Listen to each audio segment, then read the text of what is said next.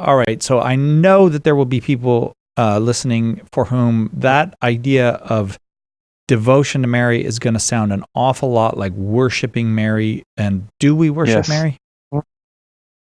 That's a good question. So in modern English, the word worship means an honor, a specific kind of honor, which is paid exclusively to God. Okay, and so in modern English, we wouldn't say, no, Catholics don't worship Mary in modern English. And the Greeks, they made a distinction, and that vocabulary came all the way into the Latin vocabulary between something called latria and dulia.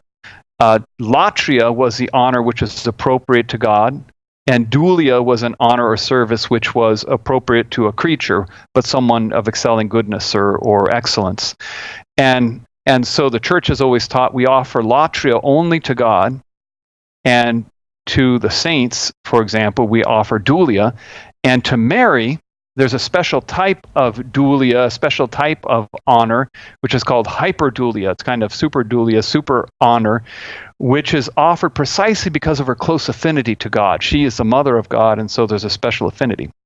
Now, it's important to keep something in mind. I was very precise when I said in modern English, we do not use the word worship to signify the honor given to Mary or the saints. But that's because the language has changed. If you look at older English texts, the word worship was more or less equivalent to the modern word honor is today. Oh, okay. So if you go and you look at an old text, like an old hymnal from 100 or 200 years ago, you'll see things like, or a theology text that'll say, we worship Mary, or, there's a daily sing to Mary is a little hymn that says, all her feasts, her actions worship. And that's because the Old English word meant honor. And a sign of that is we still have leftovers from that in Great Britain. In the United States, we call a judge or a magistrate, we call them your honor. But if you go to Great Britain, you call them your worship. Your worship, a bishop or a judge or a magistrate will be called your worship, because in Old English, it just meant your honor. So very often what happens is that Catholics today will say, well, we don't worship Mary and we never have worshiped Mary. And then a Protestant, an ultra Protestant will bring out an old text that says, see, it says here, this old Right. English text, it says that you worship Mary. But that's because the vocabulary has changed. A similar change is happening right now. This is a little bit of a pet peeve. With regard to the word man, in the liturgical text now, the word man is being purged so that man is only used in modern liturgical texts to signify males of our species. Right. But in ancient texts and older texts, and even texts, as far back as 20 years ago, man always referred to male and female together. We always say that, God created man in his own image, and what we mean is male and female, both men and women. And the United States Declaration of Independence says that all men are created equal. Well, 200 years from now, or even 100 years from now, people are going to look at that and they're going to think, oh, well, it was sexist back then because they only thought men were created equal. They thought women weren't included or something like that. And that's just not true. The word is changing its meaning. And that's the danger of changing the meanings of important philosophical and theological terms, that you cut the roots out from under you, and you cut the roots with regard to ancient documents and texts, and then it causes all sorts of confusion. So worship, man, words like that are changing their meanings, unfortunately, and I try my best to always say, no, man means, it includes male and female, but in modern English, the word worship has been used only exclusively to refer to the honor due to God. And certainly it's the case that these words and phrases are changing much more quickly now because of the mass media. Yes. We live in a mass media environment. So what used to take centuries will now be accomplished in decades. Absolutely. Yeah, I mean, just think of words like marriage today and how they've changed, or gender, how they've changed. Those are certainly the result of kind of social engineering programs for political aims, but here we are. Fair enough. 888-318-7884, the number. We're talking about devotion to Mary with Father Sebastian Walshe. Your calls are welcome. 888-318-7884.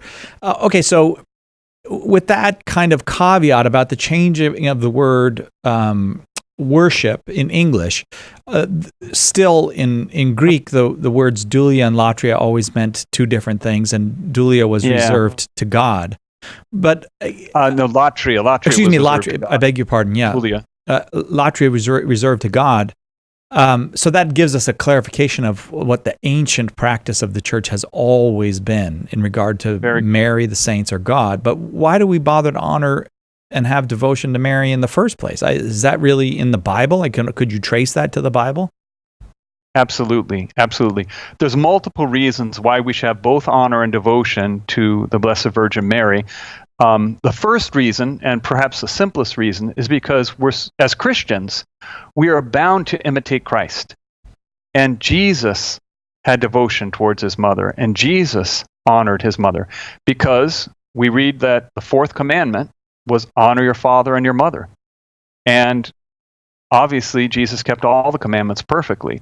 So if Jesus himself said he kept the commandments, and if one of the commandments is to honor your mother, and Mary was his mother, it says in the scriptures, therefore Jesus clearly honored Mary, and we should imitate Christ. We should imitate what he does. And it's striking because even the scriptures themselves draw a parallel between God's divine paternity over Christ and Mary's divine maternity over Christ. Think of the episode of the baptism in the Jordan, when the voice of the Father was heard, right? What did the Father say? The Father said, "This is my beloved Son, hear him." And then, at the wedding feast of Cana, what does Jesus' mother say? She says, "Do whatever he tells you." Practically the same advice from Jesus' father and Jesus' mother. Hear him, listen to him, do whatever he tells you. So that's a sign that you've got kind of a unity between Jesus' parents, his divine father and his human mother. Lots and lots of calls for you, Father. We got to take a quick break. We'll be right back to take those calls. We're talking about devotion to Mary with Father Sebastian Walshe on Catholic Answers Live. If you have a question, there are 3 lines open right now, 888-318-7884. Back with your calls for Father Walshe right after this.